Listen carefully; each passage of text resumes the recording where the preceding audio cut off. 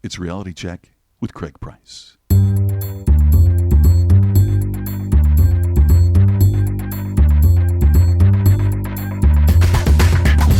I'm an idiot. 4 minutes in and I'm already wrong. I'm like a monkey. Hello, look at me. You're like a beautiful mind. I'm more like Forrest Gump. So it's, Craig Price is the man. I knew it. Craig, shut up. it's Reality Check with Craig Price. This week, Manley Feinberg explains leadership through rock climbing with his new book, Reaching Your Next Summit. Welcome to the podcast. Got a great show for you today, but before I get to that, a quick reminder, if you're in the Salt Lake City, Utah area, March 17th and 18th, come see me at the aptly named Salt Lake City Comic-Con FanX.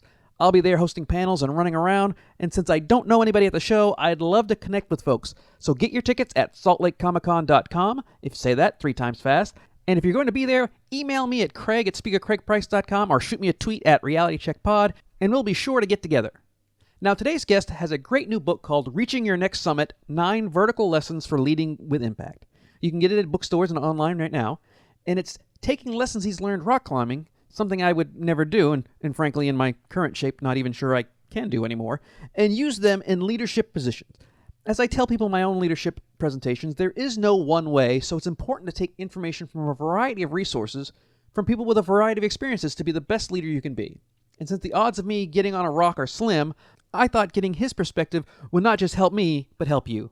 So grab your bashies, lock in your carabiner, tie your clove hitch, and some other rock climbing terms I Googled randomly, and let's learn leadership through rock climbing with Manley Feinberg.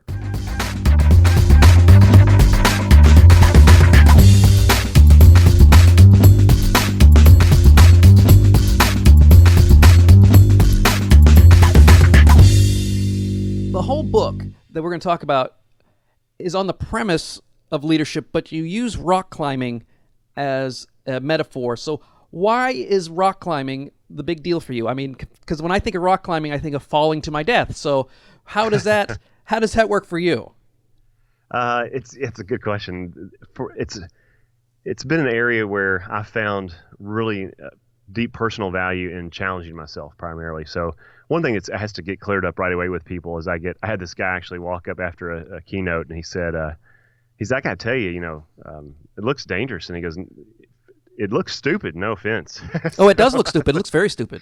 And so I told him, I said, I should have explained to you that I actually, I don't even back up my car in my driveway without putting my seatbelt on. And what you need to know is that rock climbing is actually 10 times safer than a car. And that was before texting. So, it's actually quite safe if you follow the rules. It's very simple parameters. And the other thing is, too, there's lots of kinds of climbing. So high altitude mountaineering is very dangerous, but the type of climbing I like to do most is actually quite safe. But the real reason I do it is for the personal challenge and the satisfaction that I get. It's not for the thrill, believe it or not. But it helped me learn and get some really valuable insight that I started applying in the business world, is how the whole vertical lessons things came about. But we can talk about that more. But yeah, that whole statistic though that's because there's a lot more people driving. Well, it's actually adjusted for the numbers, so it's not. It is. I can't remember the proper statistical word. So it is adjusted for actual people doing it. So of course there's more people driving, but even adjusted to make the numbers match up, it's much safer than you're much more likely to be. Same with flying. Flying seems crazy, but it's really much safer than driving. Well, at least with flying, there's a larger volume of numbers. The sample size is much larger. We've all been on planes. I don't think we've all climbed rocks. So how do you do your rock climbing specifically? What are you just doing? You don't not doing glaciers. You're not climbing Mount Everest, are you? That's a good question too. I've done all forms of the sport and all disciplines, from little boulders to big mountains in Nepal. I haven't climbed Everest, but I've been at some higher altitude peaks in Nepal. My preference is vertical waterfall ice, sleeping on the side of the wall for days. Of all the styles of climbing I've done pretty consistently, I prefer rock climbing, and I like sunny, beautiful days and moderate long rock climbs that, say something that's a couple thousand feet tall that would take maybe a day or 2 or 3 days to get up is what I enjoy most. And sleeping on the side of the rock, is you the guy that I've seen in those little weird hammock things? Yeah, exactly. How is that like sleeping at night? That's a good question. So you're so exhausted, you actually sleep better than you would think. It's a lot of work, though, that when you get into more than one day, if a wall that takes more than a day to get up, it involves a lot of logistical crap that you don't normally. There's basically two types of rock climbing I typically love to do. Number one is I like a long route, maybe it's 500 or 1,000 feet tall, maybe 2,000 feet tall, where the physical difficulty is not too hard. I can actually climb it under my own power, my own fingers and feet, and get up it and back down safely, using ropes and stuff as a backup if I fall, doing all that in a day. So that's one style. That's what I do most. And then big wall climbing is this what I do sometimes, like in El Capitan in Yosemite.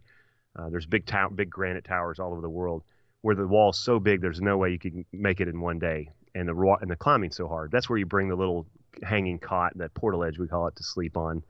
But then you have to bring a bunch of gear. So you're bringing camping gear with you and everything you need to live on the wall. And so it becomes infinitely more complex. It's a it's the most complex form of climbing and the most technical because of the logistics. So, it's just a difference. It's like going out for a light run versus going on a backpacking trip, almost. So both are fun, but yeah. Well, that led to your new book, and my guest today is Manley Feinberg. He's got a new book called Reaching Your Next Summit, 9 Vertical Lessons for Leading with Impact. And so what is Vertical Lessons all about? It came about from, I had this parallel life of out in the world doing adventures and climbing. Started in 1992, started rock climbing in college, and I worked at UPS at the time. And I started having these experiences in the outdoors, and then in the business world, I was a business leader starting in '95, and then I started working for a company called Build-A-Bear Workshop in 2001. And as I started moving up in the leadership ranks and building teams, and then at the same time, I would go travel on occasion and do big climbs. And I started finding myself very frustrated because I could go halfway around the world, as an example that I talk about in this book, and meet people I'd never had known previously. Overcome language barriers, put together a team in a very short amount of time, and then accomplish something that was beyond our comfort zone. And then I'd come back to the business world, and I was like, well, why is it I've got great HR team, great assessments, and just hiring the right team members as an example, something I talk about in the book, and partners in our lives. And I would have these, people who I thought were great partners that weren't. So I started looking at the overlap and being a bit, I wouldn't say scientific, but I'm very, I have a degree in psychology as well, so I'm always kind of analyzing, like, why is it that I couldn't do this, or why don't we do the things we know we need to do in life to help us achieve more? And I started looking at the parallels. I was like, well, there were certain overlaps I had in my best climbing partners, and then my best business partners, and people who were really successful in the world of business. Started looking at those overlaps, and then it also kind of filtered into my personal life. How have I been able to keep my wife married to me for 24 years, doing all these crazy things? And have some kids as well, so that seem to still love me. They still kiss me on the cheek in front of their friends, and they're teenagers. So the overlap was where the vertical lessons started to be distilled from. That is, I would figure out something in the vertical that was very unique to being able to achieve those kind of objectives.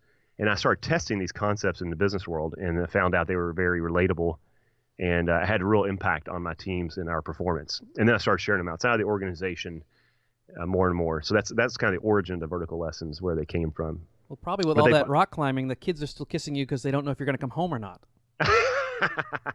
Well, it could be twofold. I think that could be for them, and then my wife's maybe kissing me because she knows that life insurance policy's paid up. And that's nice. When I got my life insurance, I realized that I was just more valuable.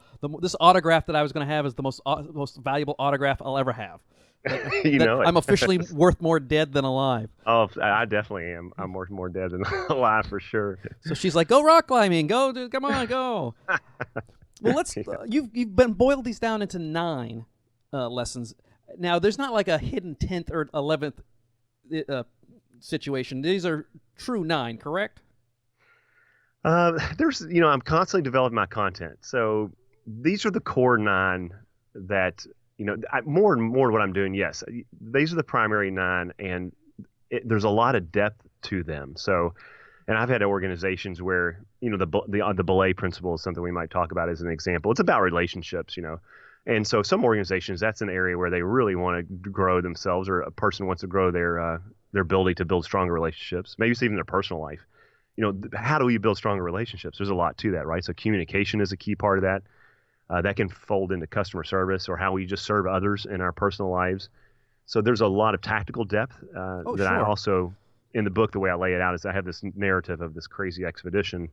And at the end of each chapter, I want to make it very actionable. Because I know it's something you've talked about with other podcasts. We need information and inspiration, in my opinion. If it was just information we needed to fix everything in our lives or do better, we would do it because we have YouTube and Google. It's all out there. So I think it's important for people to be emotionally triggered and inspired to do something with it.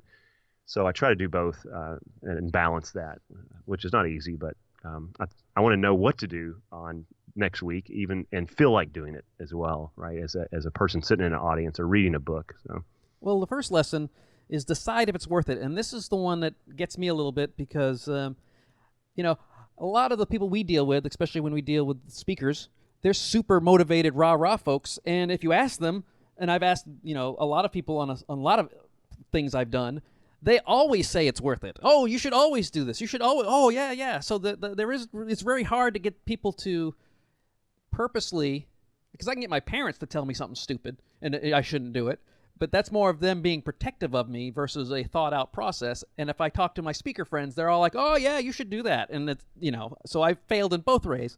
So if everything is worth it, how do we actually sit down and decide, is it truly worth it?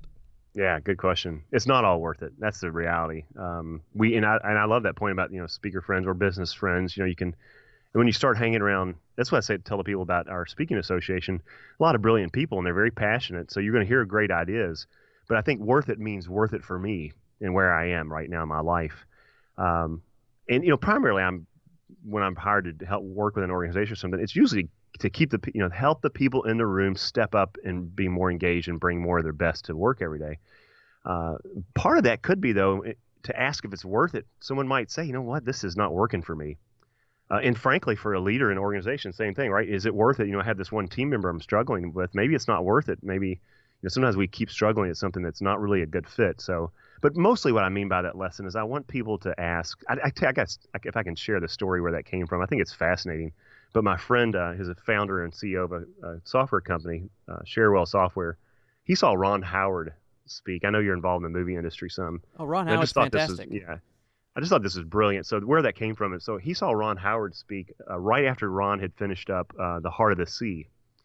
And someone at the group asked him in the Q&A and said, Ron, how do you're known for putting these actors and actresses in these really grueling conditions, so you bring out their very best. And he said, how do you make them comfortable? And Ron Howard said, no, my job is not to make it comfortable. My job is to make it worth it. And that just hit me like right in the head. Well, first of all, my core message is getting out of your comfort zone, stretching your comfort zone consistently. But I think before you do that, you got to step back and say, is it worth it? Like a lot of people say, hey, I'm never going to go climbing. So it wouldn't be worth it for me to take even though you tell me it's safe, it's just not worth it. So stepping back, and I think as a leader, as a person, just in your own personal life, connecting with why am I doing this? Is it really worth it? And reconnecting to the real deeper reasons. I think that can really be a good filter or lens to bring clarity when you're making decisions on things to take on or to recommit to all the things you're already trying to do. And are you a proponent of getting outside advice on that? Because I know that a lot of times I trust my wife's advice. You've been married for a long time. I've been married for, it'll be 13 years. So nice. When I talk to my wife and she tells me something's worth it or is not worth it, I have a tendency to believe her because she knows me and I know her and I trust her opinion. But that's not necessarily easy to get from other folks. How do you believe you should try to get outside opinions, or is it really just what you think and what you feel? Absolutely. Absolutely. As far as I believe and actually that's a big part. I've had a lot of people that, say you've been extremely successful in a lot of areas of your life. And now as a speaker in a very short time, a relatively short time, you've built an incredible business. What's the secret? And I spend a lot of energy and money, frankly, on making sure I have outside influence and opinion. Mark LeBlanc is my primary business coach for my business, and we talk at least monthly, if not weekly. He's a great guy. I've had a chance to talk to Mark a lot, and he is not only is he great, his wife is a world-class chef. She's fantastic too. Yeah. So he's a perfect example, and not all of them are a paid in situation, or he's as much as a friend as a paid advisor. But there are things I might go to my brother. I have two brothers. I might go to them. I have a guy I used to work for was a Fortune 100 COO, CEO. So I kind of have in my mind, I have this is a good exercise for people. It's not in the book, but just something I think is valuable is to draft out, who's your team of your advisors and who has you on belay. This principle has your back. And then kind of what areas you would go to them for advice. So there's certain things my wife, certainly she's my primary advisor in all life matters for sure. But there's certain things that she wouldn't have the perspective or be too close to really give me good perspective on, or might just not have the knowledge. That's why I go to Mark LeBlanc for speaker related stuff. For 33 years, he's been behind the scenes of every business model imaginable. So there's someone like that in whatever you do in your life, even if you're an employee role and you're not even worried about being rising up the ranks, you're just trying to make a living. There's always somebody out there in your life, and I encourage people to be more intentional about daily connecting with those people. And that's what the Belay is about, is saying, who's this person today I'm going to just reach out to and stay in touch with. And so that could be a friend, a spiritual advisor, somebody you play sports with, just whatever area of your life. But being intentional about those relationships builds a support network that enables you to, when you need to stretch your comfort zone, ask if it's worth it, get reflection on that from other people. So I'm absolutely a fan of getting external advice and reflection on everything. So you've got to listen to your gut too, right? But you definitely, I think it's worth. I think we can exponentially move and have more impact in our work if we leverage other people's perspectives. Yeah, because I think we are very susceptible to confirmation bias, and so I try to tell people that sometimes when you listen to your gut, we forget that our gut is full of crap sometimes. Both literally and figuratively, and just like your stomach is full of food, and it so your gut is more than just your stomach, and it's more than just your intuition. I find intuition to be the culmination of experience. It's your subconscious talking to you. It's not some magical thing that you get.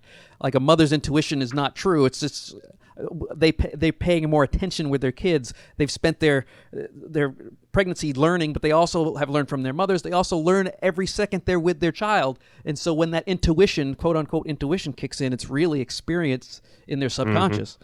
So I like the confirmation bias thing. If you mentioned that for a minute, just to tag onto that I think you have to be careful. This happened. You were probably aware of this. I had this little personal dilemma where I had a long ponytail for 21 years, and I had this. Oh, you were a big hippie. I totally. You could see you walking in for a mile. You were a great guy, but we could tell right away. Oh, that's Manley. Yeah. So, so I had this dilemma about cutting it. Anyway, quick version is that. I seeked out lots of different advice from different people, but I intentionally went to one of my brothers in particular who I knew would challenge me in a way that I was going to be uncomfortable with. This one brother, he was an NFL quarterback in the 80s, but my brother Bill, I knew he would probably say, "You need to just cut it, man, get over it."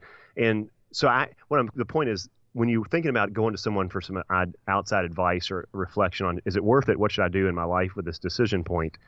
It's important to pick people who you think might challenge the way you're leaning, or your gut, as you mentioned, is pushing you. So I think that's important too, even though it's uncomfortable. Consciously choosing uncomfortable conversations to explore things it can really be enlightening. So. Well, lesson 2 is declare your current climb.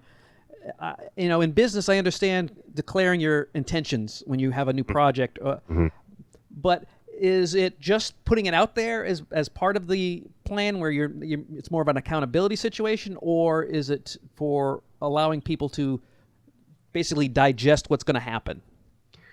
This is the first lesson that especially my work at Build-A-Bear Workshop, we were doing this crazy. We had 40 stores when I walked in the door, and it ended up being 400 plus stores and went public, and just crazy growth. It was an awesome ride. It was the first vertical lesson that I started. Initially, I was instinctually applying these lessons. Then it became very intentional, because what I started noticing is I'd go halfway around the world or across the country and climb something, and there was this great clarity in climbing. I think this is one of the reasons, by the way, I really believe that climbing is easier than what we deal with in our day-to-day life. And do you feel like in your life, Craig, are you just trying to climb one mountain, or do you feel like you're trying to juggle a lot of different things and climbing multiple struggles or efforts at once? One or many? I'm just trying to get into the park. So I don't have all these dilemmas that a lot of people have. My situation's not unique, but I don't have all these massive things I'm constantly juggling. For me, it's I just need to get into the park to get to the base of the mountain. I'm not. I try not to clutter things up with too much. I did that for a long time, and it just gives you ulcers and puts you on Lexapro. So I have changed my lifestyle quite a bit. Not necessarily to the most financial advantage, but it's hopefully calming me down somewhat. Maybe that explains 13 years with my wife. Yeah, that's excellent. I mean, most people don't have that clarity, so I commend you for doing that. Most people, when I ask them that question, they say, "Oh man, I feel like I've got, just at work, I've got all these things, and they're demanding more from me, and they want 3 projects at once or 20, and then at home I've got all these demands, and I'm trying to work out. I got to get home earlier. I got to drink less, and it's overwhelming. So people feel like they're having to juggle and climb multiple mountains, as I would say. But we can't do that when we go out in the mountains. We have to pick one, right? You have to pick a mountain, and you're going to tackle this one thing. So it's called the current climb. It's basically what I would encourage people to do is always declare a current climb. So I write it down every day at the top of my page of a journal, almost every day when I'm consistent, to say, okay, this for right now, here's the current initiative that I'm moving forward a little bit every day. That doesn't mean I'm ignoring all these other things in my life, but if you'll just say this one thing is more important than anything else, it's typically something. It could be something high urgency, as Stephen Covey would have said, but it's always important. It's something and it may not be even facing the rest of the world or your team or your business or your life. It's just maybe something for you. Like, hey, I need to get my act together in my health, and every day I'm going to eat a little better or whatever it is. But having that clarity and declaring it really gives you a really powerful momentum that I've seen make significant impact on people in personal life and work life as well.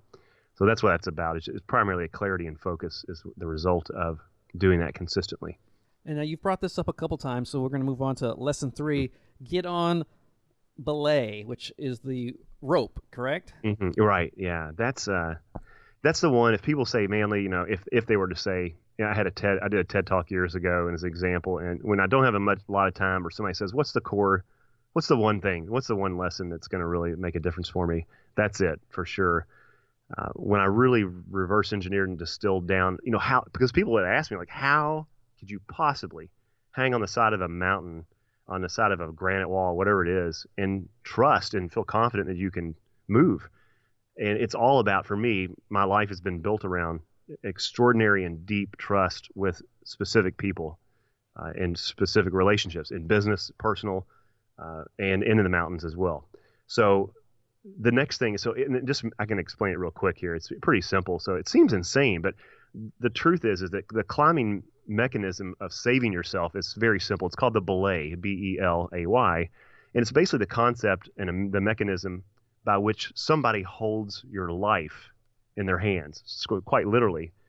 So if you fall, or not if, but when you fall, they just make a little shift with the rope, just like you would when you're rappelling, and it stops the rope from moving through this device. It's effortless. Like a kid literally my children used to do it for me when they were very young, and just move it over, and it stops the rope, and then this person has literally saved you. If they don't do that, though, you're done. So it's simple, but it's very intentional. And the way this translates to real life is just building intentional connections. So what I ask people to do, it's a really simple framework, but I'm telling you, if you're listening to this podcast and you want to get one thing out of this that's going to make a difference in your life, if you'll do 3 things every day, try to do it in the morning is a good time. I think if you have an existing routine or coffee or something or driving to work, is ask yourself 2 questions. The first one is, who do I need on belay today? So who do I need in my life that supports me, that I can count on to do what I'm trying to do, what I'm trying to accomplish? And then identify the person that you're going to get on belay with. You're going to hold that rope for them today, and you're going to let them know that you're thinking of them. You're there to support them. By the way, this doesn't have to be a subordinate. Don't limit yourself to vertical and horizontal boundaries in your life, because that can be very limiting. But who's somebody that you think might be struggling or just needs a little support, a check-in? And the third step is to actually do that. I call it getting on belay. It's very simple. So it's like you send a text message or you make a phone call. Ideally, you would visit with them in person, but don't let time be an excuse. That's a big excuse for me, like with my dad, is, well, I'm too busy. And I know sooner or later, I've already lost my mom years ago, and my dad's 81. Sooner or later, he's not going to be there, right? So being intentional about just reaching out and saying, hey, I was thinking of you today. How you doing? It's really simple. It just takes a few seconds. and it consistently builds and develops those relationships in a meaningful way, so that you feel supported, you're able to stretch your comfort zone, and those people have support in what they're doing. So that at a high level, that's just a basic way you can start implementing that. It's about strategic connections in your life and doing it with intention and not just doing it randomly. Because people all the time say, well, man, I got a lot of email. What do you mean? I'm always in touch with people. I'm talking to people all day.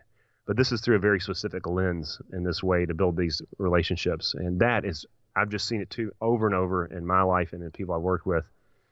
It really does have an accumulative effect that's very powerful for people. So that's the belay principle, the lesson. Well, let's move real quick. I'm going to bounce real quick because I think lesson 9 goes along perfectly with this, and that's climb with incredible partners only, which is not the easiest thing to do. I mean, I know some of the things that I attempt to do in my business and my personal life, it's hard to find anybody, not just a couple people, but anybody that has like-minded or experience in what I'm trying to do. I end up doing things that everybody goes, oh, that's a great idea. No one's ever thought of that, and there's probably a reason why. But it's hard to find that help because nobody knows how to do it. I mean, I do these. I do a lot of these interviewing and these panel things that I do for Comic-Cons and for events, and there's not many people who do that. And it's hard. It's hard to get advice. It's hard to get, especially business advice in that area, because nobody knows how to do it.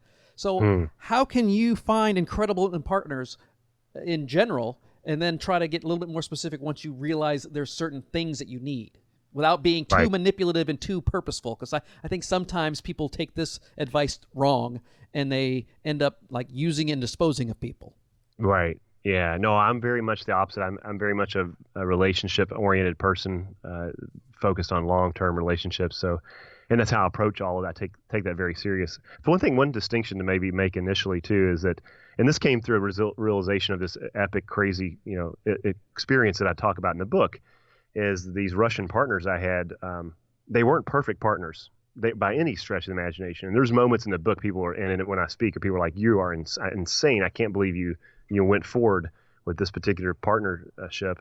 So it's not about perfect partners, and I don't know if there is a such thing as a perfect partner. But incredible partners, for me, the primary place we start with is trying to figure out what are I call them your no matter what. It's like, no matter what, here's a characteristic that I have to have in this partnership, and that I demand. So for me, people who are passionate and fully engaged in life, they're not negative, they're not complainers. That's one for me. I just don't, in business teams or personal life, on my team for my speaking business, you have to be, excited and passionate about your work and very positive as well.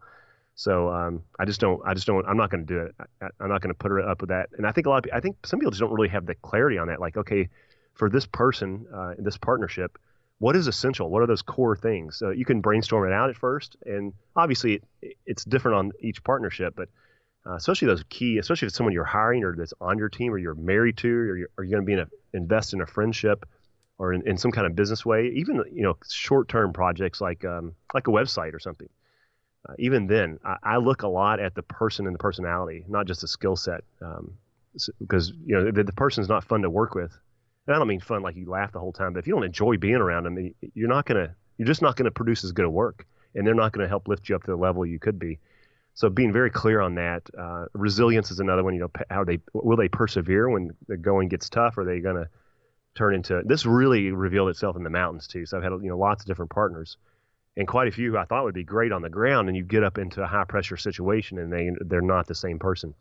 So, and in business too, we've all had that, right? Been somebody, this guy's gonna be great, or this girl or gal, and then you get into some situation down the road, and like, yeah, they were not. This was not what I thought it was gonna be. And this has nothing to do with you, but I've been in interviews where you talk to them ahead of time on the phone, and they're perfect, and then you hit the record button, and they turn into, horrible, stiff weirdos.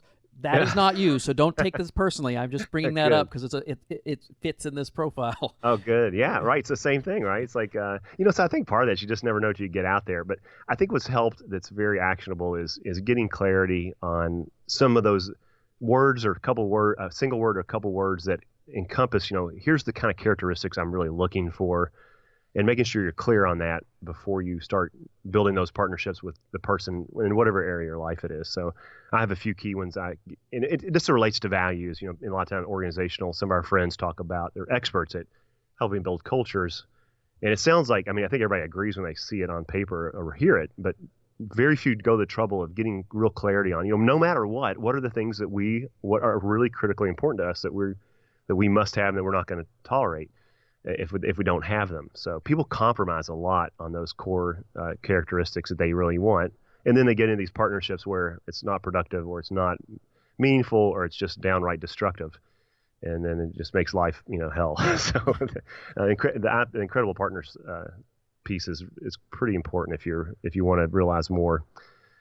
And most people have some relationship they're in that can improve from looking through those lenses. Well, we can't get to all 9 today, but having done all of these, having put this down on paper, having lived through it and tested it out, which of the lessons are you finding most helpful right now? Now that you've actually worked through it all, is there one that is in something going on in your life right now that's really working well? Yes, I'm glad you asked. It's probably the most recent. It was probably the last lesson for me that I really fully developed and implemented. It only came about starting around 2015, I guess. Or anyway, it's called Master the Art of the Restart.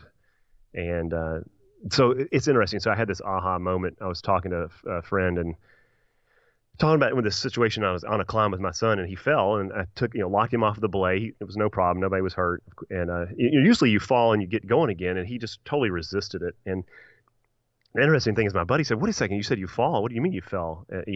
Oh yeah. So, well, we fall all the time, especially in certain types of rock climbing. That's pretty common.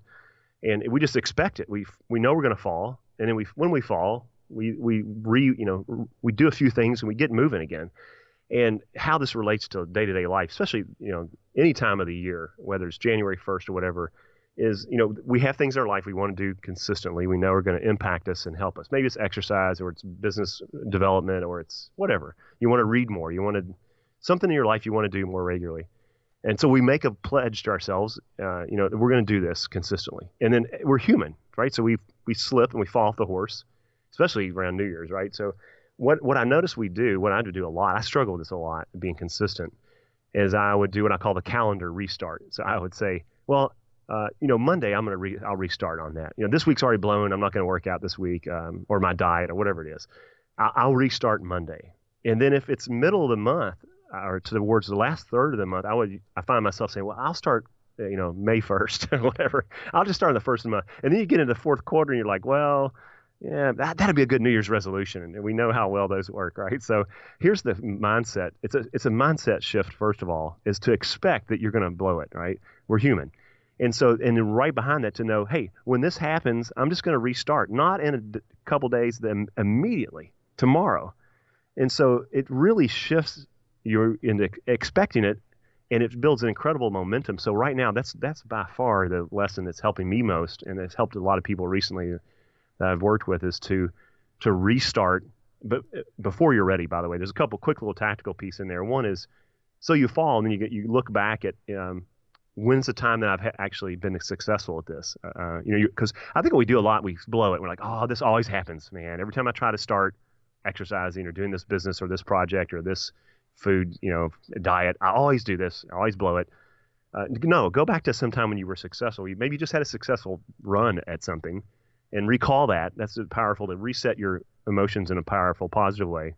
And then examine just the next couple of things you need to do to get moving again. In climbing, we can't see them move at 100 feet above us. It's impossible.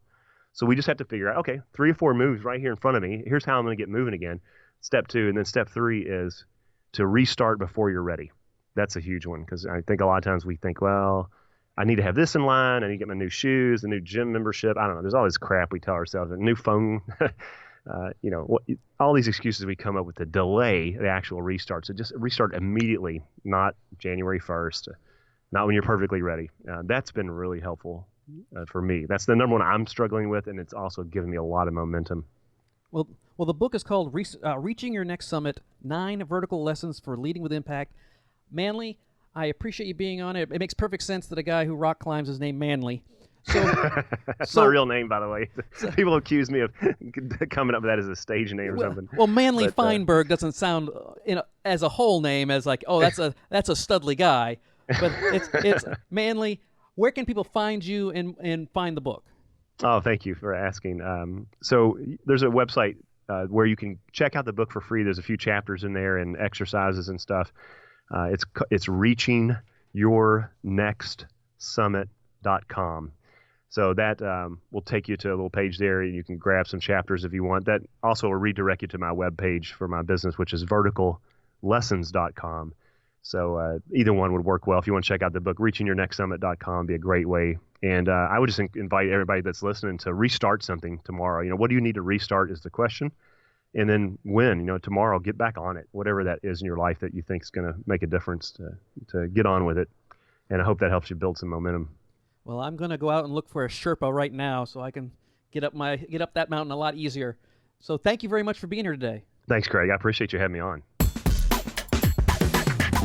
That's the show. Thanks to Manley for coming on. Don't forget to sign up for the newsletter at realitycheckpodcast.com. And while you're there, download the app or subscribe to the podcast with your favorite device via our new subscribe page. Send comments, questions, and guest suggestions to Craig at speakercraigprice.com. And if you can, leave a review on iTunes for the show. See you next week.